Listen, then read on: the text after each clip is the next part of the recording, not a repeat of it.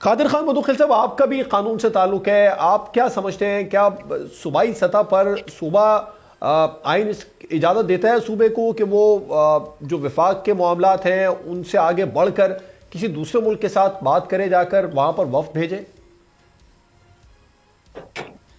जी बिल्कुल, आइन में कोई गुंजाइश नहीं है। ना सूबे के पास कोई वजारत खारजा का दफ्तर है, ना कोई मिनिस्ट्री है, ना उनके पास कोई इस तरह है कि वो किसी मुल्क से बात करे। दूसरी बात ये कि अजहर सिद्दीक साहब दो बातें कर रहे हैं। लॉ एंड ऑर्डर की, जैसे अजहर साहब ने कहा, अजहर साहब ने कहा लॉ एंड ऑर्डर की सिचुएशन पर भी सूबा बात नहीं कर सकता अगर उसके इख्तियारात हों तो।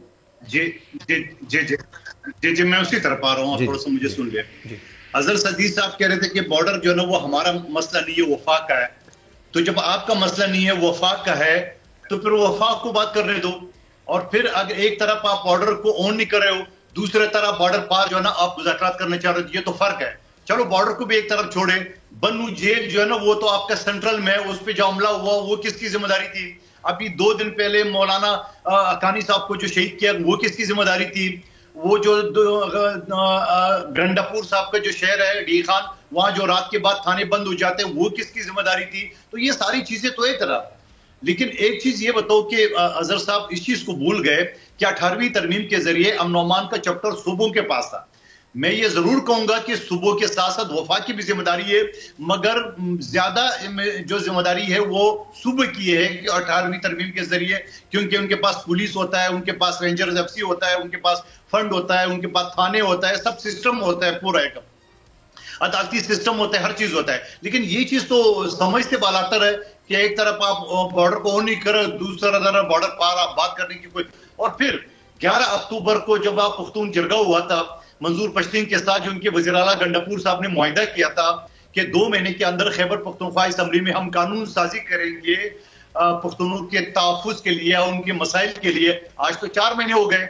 और फिर जिस आदमी के जमीन पे वो जरगा हुआ था उसको खिलाफ तो आपने दर्जनों मुकदमात बना लिए।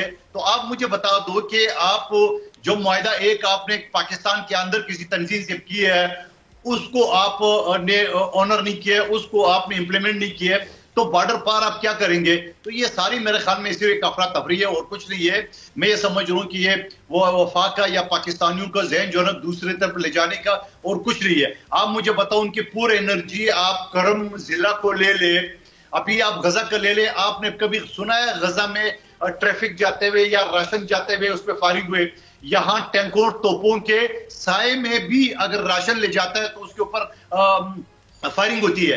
आज रमजान का पहला महीना है, वहां राशन नहीं है, वहां अद्वियात नहीं है, वहां खुराक नहीं है, वहां फल फ्रूट नहीं है, वहां कुछ भी नहीं है। ये कहते हैं हम सूबे के मालिक है। तीसरी मर्तबा जो है ना सूबे में हुकूमत कर रहे हैं। वफाक पे चढ़ाई के अलावा इनके पास है कोई मंसूबा? कुछ नहीं है। सब्सक्राइब करें और बेल दबाएं ताकि कोई खबर रह न जाए।